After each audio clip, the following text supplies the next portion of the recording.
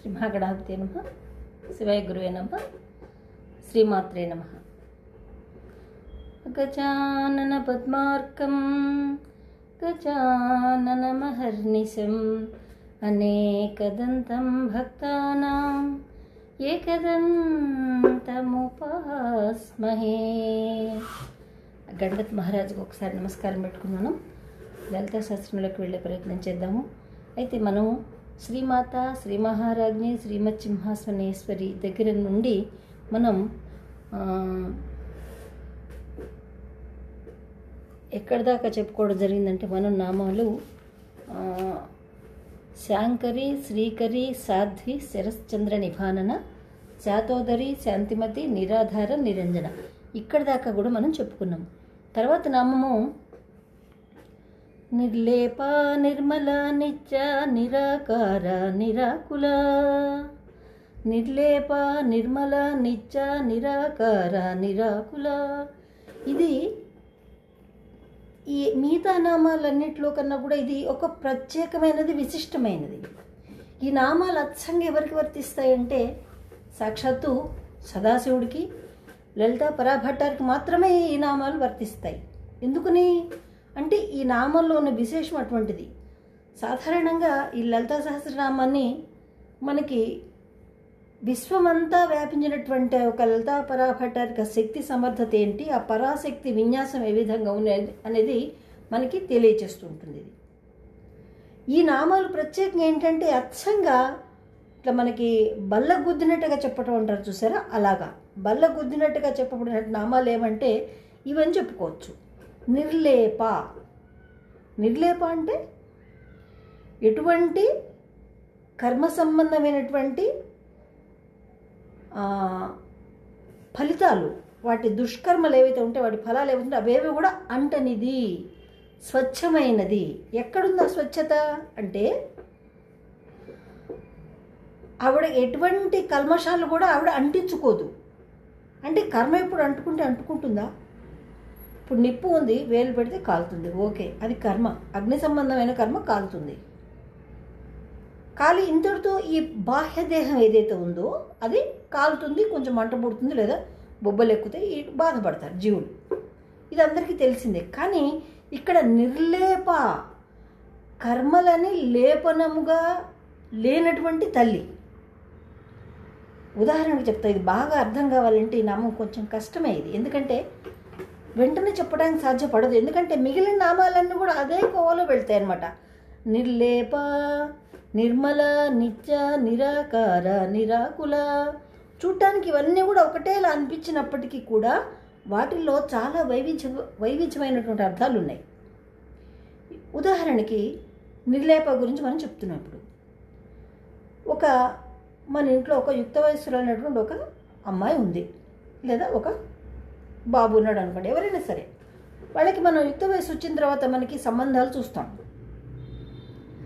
చూసినప్పుడు ఏం చేస్తాము, ఇటు 3 తరాలు అటు 3 తరాలను మనం చూస్తాం. వాళ్ళ పరివారం అటువంటిది, వాళ్ళ కులాచారం అటువంటిది, వాళ్ళ వ్యవహారం అటువంటిది, ఎంత చక్కటి కుటుంబం, మంచి మర్యాద, పరువు, ప్రతిష్ట, రోగాలు, రొప్పులు, ఏమైనా దీర్ఘ వ్యాధులు, అంటు వ్యాధులు ఏమైనా ఉన్నాయా, ఇవన్నీ కూడా గమనిస్తూ ఉంటాం మనం. కొన్ని పురాకృత కర్మలు ఉంటాయి, అవి పైకి కనపడవు, మన జీన్స్లో ఇమిడిపోయి ఉంటాయి, మన ఎముకలకి పట్టుకుపోయి ఉంటాయి, మన నరాలకి పట్టుకుపోయి ఉంటాయి, మన అవయవాలకి అంతర్గతంగా మన ధాతువుల్లో కలిసిపోయి ఉంటాయి. కర్మ ఫలాలు పైకి కనపడవు, పైకి మాత్రం బాగా కనపడతారు అన్నమాట. ఎంతో ఆరోగ్యంగా, హెల్దీగా, చాలా బలంగా, బలాఢ్యంగా, చాలా ఇదిగా కనపడతారు. కానీ లోపల అంటుకుని ఉంటాయి, అవి పైకి కనపడేవి కావు. వాళ్ళు అటువంటి మస్తిష్కంలో చేసినట్టు దుష్కర్మ ఫలాలు ఏవైతే ఉంటాయో వాటిలన్నిటిని కూడా కర్మఫలంగా పొంది ఉండి పుడుతూనే వాటిని తీసుకుని వస్తారు. అవి ఎలా మనకి కనుక్కోవడం చాలా కష్టం అనమాట. కొన్ని పరీక్షల ద్వారా లేదా మహాత్ముల ద్వారా తెలుస్తుంది తప్ప, లేకపోతే సామాన్యంగా తెలియదు. ఇక్కడ మీకు ఒక ఉదాహరణ కూడా చెప్తాం. రీసెంట్గా జరిగింది మన విజయవాడ సైడే, తణుకు, విజయవాడ ఆ ఏరియాలో. వాళ్ళకి లేక చాలా కాలానికి ఏదో మొక్కులు మొక్కుకున్నారు, ఏవో పూజలు ఇవి చేసుకున్నారు. లేక ఒక బాబు, ఒక పాప, ఇద్దరు కలిగారు. ముందు ఒక బాబు పుట్టాడండి.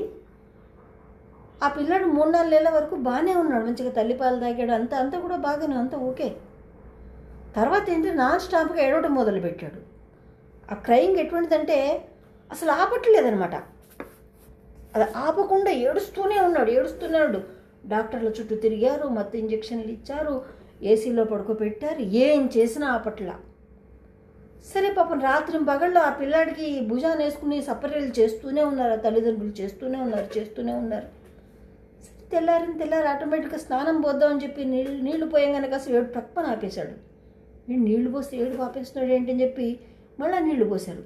చన్నీళ్ళు పోస్తే నవ్వటం మొదలుపెట్టాడు ఆ పిల్లాడు. నవ్వుతున్నాడు, ఒక మగ్గుడు చన్నీళ్ళు పెరగానే కేర్ అని నవ్వుతున్నాడు అనమాట, కిలికిలా నవ్వుతున్నాడు. స్నానం ఆఫీస్ చూడగానే మళ్ళీ కేర్ అని మళ్ళీ ఏడు మొదలు. అరే ఏంటబ్బా, ఏందో విచిత్రంగా ఉంది పిల్లాడి పరిస్థితిని. మళ్ళీ తీసుకెళ్ళి మళ్ళీ 2-3 మగ్గులతో చన్నీళ్ళు పోశారు. నీళ్లు పోయంగా ఏడు పాపేస్తున్నాడు. ఆమెకు అర్థమైపోయింది. వెంటనే ఏం చేసింది, ఒక బట్టని, ఒక టవల్ని చన్నీళ్ళలో ముంచి ఆ పిల్లాడికి చుట్టేసింది. ఆ పిల్లాడు ఏడవడం మానేశాడు, మంచిగా పాలు తాగుతున్నాడు, పడుకుంటున్నాడు. ఆ తడి బట్ట తీస్తే మాత్రం పిల్లాడు నాన్ స్టాప్గా క్రైయింగ్ అనమాట. అంటే వాడికి ఏదో బాధ కలుగుతోంది, వాడి చర్మానికి ఏదో బాధ కలుగుతోంది. ఎండ లేకపోయినా సరే శరీరంలో చూడండి ఒక ఉష్ణతాపం, అంటే శరీరం బర్నింగ్ అయిపోతున్నటువంటి భావన. ఆ చిన్నపిల్లాడు అబద్ధాలు ఆడే అవకాశం లేదు, మాటలు కూడా రావు. ఆ వెంటనే డాక్టర్ దగ్గరికి తీసుకెళ్ళింది. ఇట్లా ఉంది పరిస్థితి అనేసరికి ఇది వింతైన అరుదైన చర్మ వ్యాధి అని చెప్పి డాక్టర్లు నిర్ధారణ చేశారు. మరి వాళ్ళలో ఎవరికి లేదు ఆ వ్యాధి, అమ్మకి లేదు, నాన్నకి లేదు, అమ్మమ్మకి లేదు, ఇటు నాయనమ్మకి లేదు, తాతకి లేదు, ఈ తాతకి లేదు. ఎక్కడి నుంచి వచ్చిందండి అది? ఎక్కడి నుంచి వచ్చింది అసలు నిర్ధారణ అవటానికి ఇంతకాలం పట్టింది. వాడు పెద్ద పెరిగిన తర్వాత కూడా టబ్బులో నీళ్లు పోసుకుని టబ్బులో కూర్చోవటం, టబ్బులోనే చదువుకుంటాడు ఆ పిల్లాడు, నీళ్ళ టబ్బులోనే తింటాడు, నీళ్ళ టబ్బులోనే కునికిపాట్లు పడతాడు. నీళ్లను వదిలి బయటకు వచ్చాడా వాడికి నరకం అనుభవిస్తుంది. ఇది ఏ సైన్స్కి అందుతుంది? ఎవరు చెప్పగలుగుతారు? దీనికి ఆధారాలు ఏమన్నా చెప్పండి. పూర్వజన్మ కర్మ ఫలం. తర్వాత రెండో పాప మళ్ళీ రెండో ప్రెగ్నెన్సీ వచ్చింది, పాప పుట్టింది. ఆ పాప కూడా సేమ్ అంతే. వాడికి అర్థమైపోయింది, డాక్టర్లు చుట్టూ తిరగటం అనవసరం, ఇప్పటికే ఇల్లు పొలాలన్నీ సగం అమ్ముకున్నాం వీళ్ళ కోసం అని చెప్పి, ఇంకే మందులు అవసరం లేదని చెప్పి ఏం చేసి తడిగుడ్డ వైద్యమే. నీళ్లు తడపడం, చుట్టడం, గుడ్డ తడపడం, చుట్టడం, ఉయ్యాల తడిగుడ్డతో చీర ఉయ్యాలు వేయటం, తడిపేయటం, తడి బట్టలో వేయటం. 3-4 ఏళ్ళు వచ్చిందో తడి టబ్బులో కూర్చోబెట్టడం. ఇంట్లోనే చదువుకునేవాళ్ళు. అవి ఇది చివరి బడి ఉంది, అక్కడ నీళ్ళ టబ్బు తీసుకెళ్ళి అందులో నీళ్ళు పోసి ఆ పిల్లాడిని అందులో కూర్చొని అక్కడ చదువుకుంటున్నాడు. కర్మఫలం అంత లేపనంగా పట్టుకుని వచ్చాడు, పైకి కనపడదు, సైన్స్కి అందదు, ఎవరు దీనికి కారణం చెప్పలేరు. ఇంతకుముందు జన్మల్లో ఏదైనా జీవులను అతిగా బాధించటం, వాళ్ళని కాల్చటం, లేదా గృహదానాలు చేయటం, గోవుని కాల్చటం, స్త్రీలని కాల్చటం, ఇప్పుడు కిరసనాలు పెట్రోల్ కాలుస్తున్నారు కదా, అలా అటువంటివన్నీ మూట కట్టుకున్న ఆ పాప ఫలం అంతా కూడా ఇప్పుడు మళ్ళీ తెచ్చుకున్నాడు వెంట ఆ జీవుడు. ఇప్పుడు అనుభవించాల్సిందే, తప్పదు. ఇది లేపనంగా తెచ్చుకున్నాడు ఈ పాపాలన్నీ కూడా. కానీ అమ్మవారు అలాగా నిర్లేప, ఆవిడకి అంతఃశుద్ధి, ఎముకలు, శరీరము, మాంసము, లోపల ఉన్నటువంటి ధాతులు అన్నీ కూడా శుచిగా నిర్మలంగా ఉంటాయి అన్నమాట. ఎటువంటి కర్మలు లేవు, ఎందుకంటే ఎవరు దుష్కర్మలు ఏమి చేయలేదు కదా. మన పూజ చేస్తున్నా సరే మన మస్తిష్కంలో మొత్తం దుర్వాసనలు వేళ్లాడుతూ ఉంటాయి. దుర్వాసనలు అంటే ముక్కుకొచ్చే వాసనలు కావవి, మన మనసు ఎక్కడెక్కడో సంచరిస్తూ ఉంటుందన్నమాట. పూజకు కూర్చున్నాము, శివలింగాన్ని చేతిలో పెట్టుకున్నాము, అభిషేకం చేస్తున్నాం అనుకోండి, శంచమే మహేశ్చమే ప్రియంచమే కామశ్చమే సౌ మనసశ్చమే భద్రంచమే శ్రేయశ్చమే వశశ్చమే యశశ్చమే భగశ్చమే ద్రవణంచమే ఎంతాచమే దత్తాచమే క్షేమశ్చమే ధృతిశ్చమే, ఈ విధంగా అనుకుంటూ నమ్మకమో చెమకో ఏదో చేసుకుని అభిషేకం చేస్తుంటాం. నోరు చదువుతోంది, కళ్ళు శివుణ్ణి చూస్తున్నాయి, చెయ్యి ఫలరసమో నీళ్ళో పాలో శివలింగం మీద వేస్తుంది. కానీ మనసు కూడా అక్కడ పెట్టిపోయాలి, మనసు కూడా అక్కడ పెట్టి చేయాలి. కానీ మనసు ఏం చేస్తుంది? లోక వ్యవహారాల వైపు వెళ్ళిపోతూ ఉంటుంది. ఇల్లు కొడుతున్నాం అనుకోండి, ఇంటి చుట్టూ వెళ్తుంది మనసు. ఇటుకలు సరిగ్గా పెట్టారా, మేస్త్రి వచ్చాడా, సిమెంట్ బస్తా కరెక్ట్గా వచ్చిందా, సిమెంట్ కల్తీ లేకుండా ఉందా, ఇలా వెళ్ళిపోతాయి ఆలోచనలు. లేదా ఎవరన్నా బాకీ ఇవ్వాలి, ఆ బాకీ వాడు వస్తాడా, మనకు కరెక్ట్గా ఇస్తాడా, డబ్బులని మనకు తీర్చేస్తాడా, నేను మళ్ళీ ఇంకో చోటు ఇవ్వాలి, ఇలా ఆలోచనలు వస్తూనే ఉంటాయి, గుబ్బడి ముబ్బడిగా వస్తుంటాయి అన్నమాట. దాన్ని మనసులోకి ఆకలేసి కూర్చోదా, వచ్చి కూర్చుంచాయి, అవన్నీ తర్వాత చూసుకుందాం అని గట్టిగా మనం దానికి ట్రైనింగ్ ఇవ్వగల స్థితి మనకి రావాలి. ఆ స్థితి రానంతసేపు కూడా మనం కర్మఫలంలో ఇరుక్కుపోయినట్టే లెక్క. పూజ చేస్తూనే ఉంటాం ఇక్కడ. శ్రీమాత్రే నమః, శ్రీ మహారాజ్ఞే నమః, శ్రీమత్ సింహాసనేశ్వర్యం అనుకుంటూ పసుపు కుంకుమ పూలు అక్షంతలు అమ్మవారి పాదాల మీద వేస్తూనే ఉంటాం. మనసు పక్క వాళ్ళు ఏం చేస్తున్నారు, వీళ్ళు ఏం చేస్తున్నారు, వాళ్ళు ఏం చేస్తున్నారు, ఇలా వెళ్ళిపోతూ ఉంటుంది మనసు. మనసుని స్థిరంగా కూర్చోపెట్టి పూజా ద్రవ్యాలు లేకపోయినప్పటికీ నీ మనసు ద్వారా సకల సంభారాలు అమర్చుకుని చేసిన పూజ అన్నిటికన్నా ఉత్కృష్టమైనది, మహాఫలవంతమైనది అవుతుందన్నమాట. ఇది సాధన చేయటం చెప్పినంత తేలిక కాదు. ఇది అంటే మనసును నిలబెట్టాలి. నేను ధ్యానంలో ఉన్నా, నేను ఏకాగ్రతలో ఉన్నా, నా మనసు నిశ్చలంగా ఉందనుకుంటామా? అవన్నీ అబద్ధమే, అవన్నీ పచ్చి అబద్ధాలన్నమాట. కానీ ఇక్కడ మన శ్రీమాత ఏంటి, ఇక్కడ నిర్లేప, ఎటువంటి కళంకాలు కూడా ఆవిడ లేని తల్లి అనమాట. వాళ్ళ వంశం చూసుకున్నామా, హిమగిరి పర్వత యొక్క కూతురు. హిమగిరులు ఎంత చల్లని సచ్చరిత్ర కలిగినటువంటి వాడు హిమవంతుడు. మేనకాదేవి కూడా సచ్చరిత్ర కలిగింది. వాళ్ళకి ఎటువంటి కళంకాలు, కపటాలు, నిష్కళంకాలు ఏమీ లేవు. వాళ్ళని ఏదో విధంగా ఎవరిని కూడా వాళ్ళు బాధించి ఎరగరు. అటువంటి వంశంలో పుట్టినటువంటి తల్లి ఆవిడ. ఆవిడకి కళంకాలు ఏముంటాయండి? పైకి లలితాపర భట్టికి సాక్షాత్తు అగ్ని సంభూత, చిదగ్నికుండ సంభూత, దేవకార్య సముజ్జత, దేవతల యొక్క కార్యాలు చక్కబెట్టడం కోసం వచ్చినటువంటి చిదగ్నిగుండంలో వచ్చినటువంటి అమ్మవారు. అగ్నిలో ఎవరుంటారు అంటే ఏ కల్మషం లేని వాళ్ళే అగ్ని వాళ్ళని ఏం చేయదు. సీతామాతని అగ్ని ఏమన్నా చేసిందా? ఏం చేయలే. ఈవిడ అగ్ని సంభవ, అగ్నిలోంచే పుట్టింది. అగ్ని అంత పవిత్రురాలు ఈవిడ. నిర్లేప. ఈ నిర్లేప అన్న పదం అమ్మవారికి మాత్రమే వర్తిస్తుంది. మిగతా ఎవరికి పడితే వాళ్ళకి నిర్లేప వర్తించదు. ఎవరైతే కర్మఫలాలు అనుభవిస్తూ కర్మను మోసుకుంటూ వెళ్తున్నారో, అది పుణ్యం కావచ్చు, పాపం కావచ్చు, వాళ్ళకి ఆ దేవతకి దేవుడికి ఈ నామాన్ని వర్తించదనమాట. శాపగ్రస్తులు ఉంటారు కొందరు, దేవుళ్ళు కూడా శాపగ్రస్తులు ఉంటారు. అంటే లోక కళ్యాణం కోసం వాళ్ళు శాపాలను అనుభవిస్తారు. వాళ్ళకి కూడా ఈ నామం అంటదు, సరిపోదనమాట. ఇది అంత మహోన్నతమైనటువంటి నామం, ఉత్కృష్టమైనటువంటి నామం నిర్లేప. చూసారా, ఆవిడ ఎటువంటి లేపనాలు లేనటువంటి తల్లి. చిన్నప్పటి నుంచి పుట్టి పెరిగేది పార్వతీ కళ్యాణం మనకు తెలిసిన గాథే. ఎక్కడైనా ఇంత కళంకం అనేది ఉందా ఆవిడ మనసులో కానీ, మాటలో కానీ, నడతలో కానీ, నడకలో కానీ ఎక్కడైనా ఉందా? ఏమీ లేదు. నిర్లేప. ఎంత నామం అంటే చాలా ఉత్కృష్టమైన నామం. చూడటానికి ఎంత సింపుల్గా కనపడుతుంది కానీ ఎంతో కష్టమైనటువంటి నామం అన్నమాట ఇది. నిర్లేప, నిర్మల. ఇది కూడా అంతే, మాలిన్యం లేనటువంటిది. జనరల్గా ఏంటంటే మనందరికీ కూడా కొంత మాలిన్యంతో ఉంటాం మనం. మానసిక మాలిన్యం కావచ్చు, దేహపరంగా మాలిన్యం కావచ్చు, వస్త్రపరంగా కావచ్చు, వేషధారణలో కావచ్చు, ప్రదేశంలో ఉన్న కావచ్చు, వాతావరణంలో కావచ్చు, ఇవన్నీ కొంత మాలిన్యాలు ఉంటాయి. కానీ ఆవిడ మాత్రం మాలిన్యం లేనటువంటిది అనమాట. నిర్లేప, నిర్మల, ఎప్పుడు స్వచ్ఛంగా ఉంటుందన్నమాట.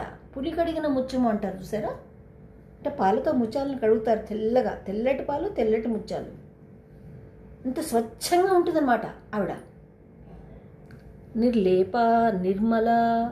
ఎక్కడ ఇప్పుడు మనం ఉన్నామంటే పొద్దున్నే నిద్రపోయి లేచామనుకోండి, కళ్ళు కలుషితం అవుతాయి, పళ్ళు కలుషితం అవుతాయి, జుట్టంతా రేగిపోతుంది, వారానికో పొదలకో చెవులోంచి కూడా గులిబనే పదార్థం వస్తుంటుంది.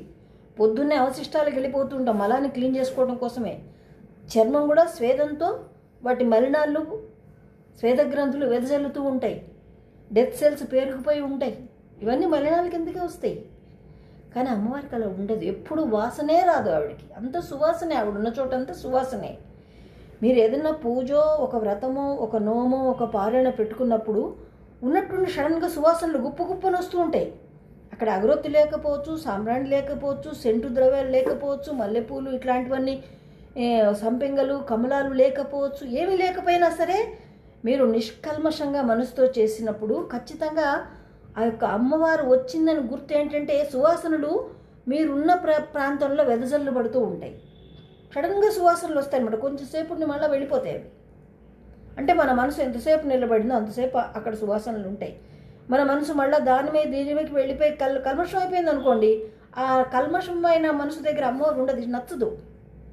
అందుకే మానసిక పూజ చాలా సర్వశ్రేష్టమైనది. ఇప్పుడు మనం ఒక అగరబత్తి పెట్టామంటే కాసేపు వెలుగుతుంది, అంతవరకే అది ధూపం. తర్వాత కానీ ఇక్కడ మనసులో నిష్కల్మషంగా చేసినప్పుడు సువాసనలు ఎప్పుడూ వెదజల్లుతూనే ఉంటాయి. కొందరు పళ్ళు రోజుల తరబడి తోమకపోయినా వాసన రావు, తెలుసా అండి? ప్రత్యక్షం కొందరి విషయం నాకు తెలుసు. అది కొందరు రోజుకు 2 సార్లు కడగమంటుంది సైన్స్. మనకి పొద్దున సాయంత్రం కడుగు బాబు అన్నా సరే మళ్ళీ మధ్యాహ్నం వాసన వస్తూ ఉంటుందన్నమాట. వాళ్ళు తినే ఆహారం అటువంటిది, వాళ్ళ ఆలోచనలు అటువంటివి, వాళ్ళు చేసే పనులు అటువంటివి, వాళ్ళ ఉన్న వాతావరణం అటువంటిది. ఇలా రకరకాల కారణాలు ఉంటాయన్నమాట మనకి. అందుకే అమ్మవారికి అటువంటి దుష్కర్మల ఫలాలు ఏవి లేవు కాబట్టి, ఎటువంటి మలాలు తయారవు కాబట్టి, మలం అంటే ఇక్కడ మురికి అని అర్థం అండి. మురికి వస్త్రాలు అమ్మవారికి ఉండవు. ఆవిడెప్పుడు స్వచ్ఛంగానే ఉంటుందన్నమాట. స్వచ్ఛతకి మారు పేరే అమ్మవారు. శరజ్యోత్స్నా శుద్ధం శశియుత జటాజూటమకుటం వరత్రా సత్రాణం స్ఫటిక ఘుటికా పుస్తకకరాం సకృన్నత్వానత్వాం కథమిహ సహే సన్నిధదతే మధు క్షీరా ద్రాక్ష మధురి మధురిణా ఫణితయః. స్వచ్ఛంగా ఉంటుంది అమ్మవారు. తెల్లని వస్త్రాలు కలిగి, తెల్లని జపమాల అంటే స్ఫటిమాలకు పట్టుకుని, చేతిలో పుస్తకం పట్టుకుని, తెల్లని జాబిల్లి పెట్టుకుని, తెల్లని పుష్పాలు ధరించి, అంతా తెలిపే స్వచ్ఛంగా ఉంటుందన్నమాట అమ్మవారు. ఎక్కడ స్వచ్ఛత నిర్మలంగా ఉంటుందో అక్కడ ఎటువంటి వాసనలు దుర్వాసనలు ఉండవు అని మనకి తెలియచేస్తుందన్నమాట అమ్మవారు ఇక్కడ. నిర్లేప నిర్మల నిత్య, ఎప్పుడు ఉండేది శాశ్వతురాలు ఆవిడ. ఒకప్పుడు ఉండి ఒకప్పుడు లేకపోవటం అనేది ఉండదు. ఇప్పుడు పుట్టాము, ఇప్పుడు ఏదో మహిమలు చేసేసాం, నేనే దేవతను అన్నాను, ఆహు అన్నాను, తర్వాత నేను నా శరీరం వదిలేశానంటే అది కాదు. అసలు దైవత్వం అంటేనే వేరర్థం ఉంది ఇక్కడ. నిత్య, ఎప్పుడూ ఉండేది. పుట్టడం అనేది ఉండదు, దేహం పడిపోవటం అనేది ఉండదు. వాళ్ళని మాత్రమే భగవంతుడు అని చెప్తారు. భగశబ్దానికి అదే అర్థం. ఎవరైనా పుట్టి మరణించారంటే వాళ్ళు భగవంతుడు కాదు, భగవంతుడు అంశ అనొచ్చు, అందరూ తప్పేం లేదు. మంచి వాళ్ళు అయ్యించవచ్చు, వాళ్ళకి మనం మొక్కటానికి అర్హత ఉండొచ్చు కానీ వాళ్ళు భగవంతుళ్ళు కారు. కొందరు ఉన్నారు చాలామంది భగవతత్వానికి మేమే భగవంతులు చెప్పుకున్నప్పటికీ కూడా అది వర్తించదు. కానీ వాళ్ళు కొన్ని మహిమలు చేసి చూపిస్తారన్నమాట. ఎందుకని? వాళ్ళ జప సాధన వల్ల, తపశక్తి వల్ల కొంత శక్తిని పొందుతారు వాళ్ళు. ఈలోపే వాళ్ళు విర్రవీగి అహంకార పడ్డారంటే అక్కడితో ఆగిపోతుందన్నమాట ఆ సాధన. చాలామంది ఉన్నారు అలా మహిమలు, గాల్లోంచి అవి తీస్తాం ఇవి తీస్తామని. అప్పటిదాకా కటిక దరిద్రుడు గోచికి కూడా గతి ఉండని వాడు చూస్తూ ఉండగానే కోట్లకి పడగలెత్తేస్తాడు. విశ్వం అంతా పేరు ప్రఖ్యాతులు వచ్చేస్తాయి. ఎలా వస్తున్నాయి? సాధన. ఏ పూర్వజన్మలో కృతంలో చేసుకున్న సాధన ఇప్పుడు ఫలించింది అని అర్థం అన్నమాట వాళ్ళకి. ఆ మహిమలు చూసి ఏంటంటే వీళ్ళు నువ్వే దేవుడు అని చెప్పి వాడి గుడి కట్టేసి కొబ్బరికాయలు కొట్టేసి నానా బీభత్సం చేసేస్తుంటారు. కానీ అది వర్తించదనమాట. ఇక్కడ అచ్యుతం అన్న అదే అర్థం. అచ్యుతుడు అంటే చ్యుతము కానివాడు, అంటే దేహం పడిపోకుండా, కాలిపోకుండా, పడిపోకుండా, చనిపోకుండా ఉన్నవాడు అచ్యుతుడు అని చెప్పబడుతున్నాడు అనమాట. ఈ విధంగా ఆవిడ నిత్య, ఎప్పటికీ ఎల్లప్పటికీ ఉండేది. ఎందుకంటే ఈ విశ్వంలో సూర్యుడు, చంద్రుడు, నవగ్రహాలు, పంచభూతాలు ఇవన్నీ కూడా నిత్యం చెప్పబడుతున్నాయి. కానీ ఇవి కూడా నిత్య కాదు, శాశ్వతం కాదు. ఇవి ప్రళయంలో ఒకనొకప్పుడు అంతా కూడా కాలగర్భంలో కలిసిపోతాయి, ఏమీ మిగలవు. సూర్యచంద్రుడు కూడా మిగలరు. కానీ ఇక్కడ ఈ అమ్మవారు లలితాపర భట్టర్క సదాశివుడు ఎప్పుడు అలాగే నిలిచి ఉంటారు. నిత్య, శాశ్వతమైనది, ఎల్లప్పుడూ ఉండేది. వీళ్ళు మాత్రమే దేవుళ్ళు దేవతలను చెప్పబడతారు. మిగతా వాళ్ళు ఎన్ని మహిమలు చేసి, ఎంత ఉపోద్ఘాతాలు పెట్టి, ఎంత ప్రవచనాలు చెప్పి, ఎంత ప్రచారం చేసి, ఎంత చేసినా కూడా ఆ స్థాయి వారు కాదు అని అర్థం. అయితే మన విజ్ఞత ఎక్కడ పాటించాలంటే, మనం ఎవరు భగవంతుడు, ఎవరు దేవుడు అనేది తెలుసుకోవటంలో మన విజ్ఞతను మనం పాటించాలి. మామూలుగా లోకం పోకటి తీరేంటే, ఇప్పుడు దాహం వేస్తుంది, ఎవరిని కాస్త మంచిలు తెచ్చారు, అబ్బా దేవుడే వచ్చి మాకు మంచిలు ఇచ్చారని అంటారు. అంతవరకు ఓకే. కానీ నువ్వే దేవుడు నుంచి వాడికి మాలేసేసి వాడిని ఎత్తిని కొబ్బరికాయ కొట్టేస్తున్నారు కదా, అంటే అది బిజినెస్ అయిపోతుంది అనమాట ఇక్కడ. కాబట్టి మనం ఎవరు దేవుడు, ఎవరు దేవుడు కాదనేది కూడా మనం ఇక్కడ తెలుసుకోవాలనే విషయం మనకి చాలా ఉంది. ఇంకా నిత్య అంటే మనకి తిథులన్నీ కూడా చెప్పబడింది. నిత్య దేవతలు ఉంటారు అన్నమాట. తిథులు ఒక్కొక్క దేవత ఉంటుందన్నమాట. పాడ్యం దగ్గర నుంచి పౌర్ణమి వరకు, మళ్ళీ పాడ్యం నుంచి మళ్ళీ అమావాస్య వరకు. వీళ్ళని కూడా మనం నిత్య దేవతలు అంటాం. కానీ వీళ్ళు ఒక స్థాయి అంటే కాలానికి సంబంధించినటువంటి పరాశక్తి యొక్క స్వరూపాలని చెప్పబడుతుంది. నిర్లేప, నిర్మల, నిత్య, నిరాకార, నిరాకుల. నిరాకార, అమ్మవారికి ఆకారం ఏముందండి? ఏ ఆకారం ఉంటుంది అమ్మవారు చెప్పగలుగుతారా ఖచ్చితంగా? అంటే మనకి శ్లోకార్థం బట్టి అమ్మవారు ఇలా ఉంది, అంకుశం పట్టుకుంది, చెరుకు గడ పట్టుకుంది, తామర పూలు పట్టుకుంది, అభయస్తం ఇస్తుంది, వరద ముద్ర ఉంది, ఇలా రకరకాలుగా చెప్తూ ఉంటాం దేవతల గురించి మనం. ఇలా కిరీటం ఉంది, ఇలా ఆవిడ అలంకారం చేసుకుంది అని చెప్తూ ఉంటాం. కానీ ఇవి అన్నీ చూసిన వాళ్ళు ఎవరైనా ఉన్నారా అంటే ఆన్సర్ నో అనే వస్తుంది. అది చూసిన వాళ్ళు ఎవరు ఇప్పుడు లేరు, ఇక్కడ లేరు. అది చూసిన వాళ్ళు ఎవరు ఈ లోకంతో సంబంధం ఉండదు వాళ్ళకి. వాళ్ళు వెళ్ళిపోతారు హాయిగా, ఆనంద స్వరూపంలో ఎక్కడుందో అక్కడ వెతుక్కుంటూ వెళ్ళిపోతారు ఆనందానికి. మరి ఇది ఎవరు చూసిన వాళ్ళు? నిరాకార, నిరాకుల. ఇక్కడ మన నిరాకార అంటే అమ్మవారు ఇందాక మొదటి నామంలో చెప్పుకున్నాం, పంచభూతాలన్నింటిలో నిండిపోయి ఉంది. ప్రకృతి అంతా కూడా ఆవిడే ఆవరించి ఉంది. పరాశక్తి విన్యాసం అని చెప్పబడుతుంది. ఇందులో ఏముంది? నీరు, నిప్పు, ఆకాశము, భూమి,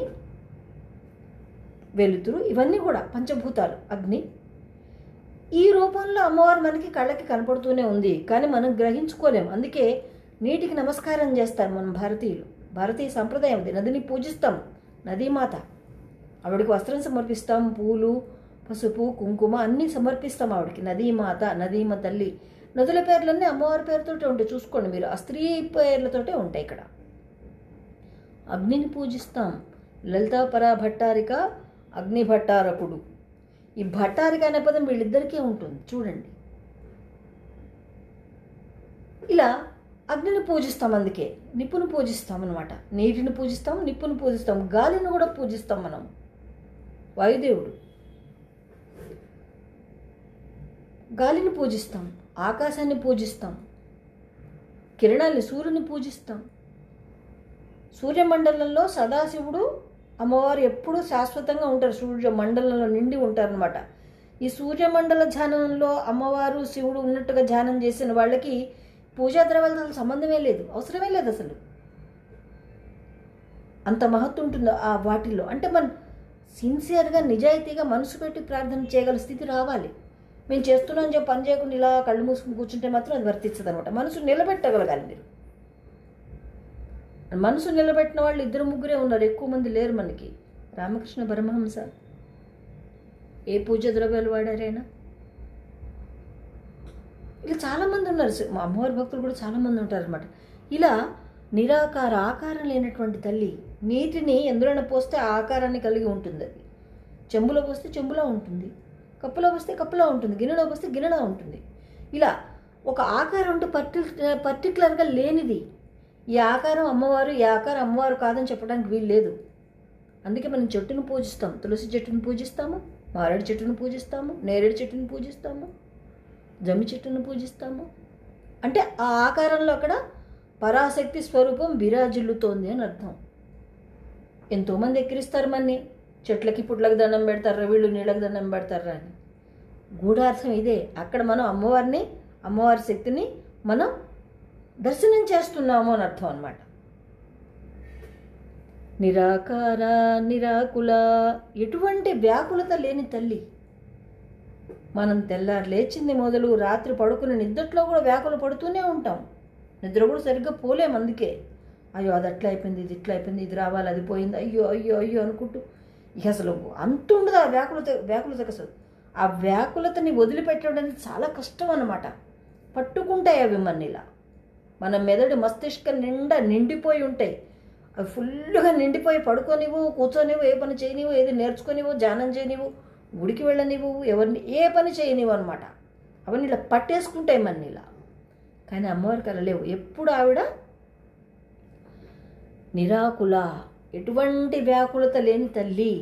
అదే సదాశివుడిని సహ దేహాన్ని పొందినటువంటి తల్లికి ఇంకా వ్యాకులత ఎలా ఉంటుంది చెప్పండి. అసలు విశ్వమంతా ఆవిడదే.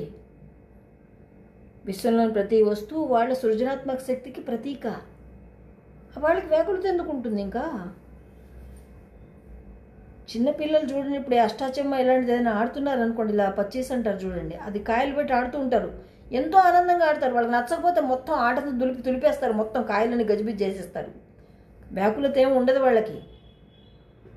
పార్వతీ పరమేశ్వరులు కూడా అంతే. చిదానంద రూపం శివోహం శివోహం. విశ్వంతో ఆడినంతసేపు పావుల్ని కదుపుతారు. మనంతా పావులమే. ఇది ఇక్కడ కూర్చో, అది అక్కడికి వెళ్ళు, ఇది ఈ పని నుంచి అంటే మనం చేస్తాం, లేకపోతే మనం చెయ్యం. వాళ్ళు మాత్రం మనని గమనిస్తూ ఉంటారనమాట. క్రీడార్థం సృజసి ప్రపంచమఖిలం క్రీడాస్తే మృగాజనా యత్కర్మాచరితం మయా చ భవతః ప్రీత్యై భవత్యేవ తత్ శంభో స్వస్థ కుతూహలస్య కరణం మచ్చేష్టితం నిశ్చితం తస్మాన్ మామకరక్షణం పశుపతే కర్తవ్యమేవ త్వయా. ఆ సదాశివుడు శివాశివాని ఇద్దరు కూడా వాళ్ళ ఆట కోసం ఈ విశ్వమంతా కూడా సృజించారు. అందులోనే వాళ్ళకి ఆనందపడిపోతూ ఉంటారు. వాళ్ళకి వ్యాకులత ఎందుకు ఉండదు. తోలుబొమ్మలు ఆడిచ్చేవాళ్ళు ఉన్నారు. రకరకాల పాత్రలతో వాళ్ళు ఇలా దారం కట్టి పుల్లలతో ఆడిస్తూ ఉంటారు. వాళ్ళకి బాధ, ద్వేషము, సంతోషము, పగ, అనురాగము, రాగం ఏమి ఉండవు. ఆడినంతసేపు ఆడిస్తారు, తర్వాత చుట్టూ లోపల పెట్టేస్తారు, అంతే. అది శివతత్వం, అసలైన శివతత్వం. దేనికి అంటకుండా ఉండటం. శరీరం ఇక్కడుంది, దేహం ఇక్కడుంది, అన్ని వస్తువులు కావాలి, అన్నీ కావాలి.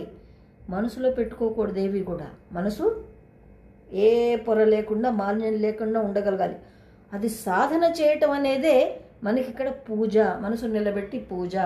అమ్మవారి అలంకారాన్ని వర్ణిస్తూ, అమ్మవారి వస్త్రాన్ని వర్ణిస్తూ, అమ్మవారిని కేశ సంపద వర్ణిస్తూ, అమ్మవారి అలంకారాలు వర్ణిస్తూ, అమ్మవారికి నానావిధ పరిమళ పత్రాలు, పుష్పాలు అర్చన చేస్తూ ఇలా మనసుని అమ్మవారికి మెల్లిగా మెల్లిగా మెల్లిగా మెల్లిగా మెల్లిగా దగ్గరికి చేస్తామన్నమాట. ఇది పూజలోని విశేషార్థం ఇది. అందుకే ప్రతి ఒక్కరూ బాహ్య పూజ కూడా చెయ్యాలి. నాకు అంతా తెలుసు, నేను మనసుతో చేసేస్తే నాకు ఇంకేం ఒక్కలేదంటారు. ఆహారాన్ని కూడా నువ్వు మనసుతో తిని, దాహాన్ని కూడా నువ్వు మనసుతో నీరు తాగి, ఆకలి దప్పికి లేకుండా ఉండగలిగిన స్థితిలో ఉన్న వాళ్ళకి మాత్రమే మానసిక పూజ అనేది చెప్పబడుతుంది. తెల్లారులేస్తే కడుపు నిండా ఫుల్గా కావాలి రకరకాలుగా, నేను మానసికంగా పూజ చేస్తానంటే అలా కుదరదు కదా. మనం దేహంతో ఏమేం చేస్తున్నామో ఖచ్చితంగా పరమాత్మ కూడా చేయవలసిందే. 24 గంటల్లో కనీసం 20 నిమిషాలు, గంటకు 1 నిమిషం కేటాయించిన 24 నిమిషాలు కేటాయించు. నువ్వు మనసు ఆ స్థాయిలో నిలబెట్టగలిగినప్పుడు నీకు బాహ్య పదార్థాలతో అవసరమే ఉండదన్నమాట. నిర్లేప నిర్మల నిత్య నిరాకార నిరాకుల, అటువంటి తల్లికి మనం ఒక్క నమస్కారం పెట్టుకుందామండి. జై హింద్, మేరా భారత్ మహాన్.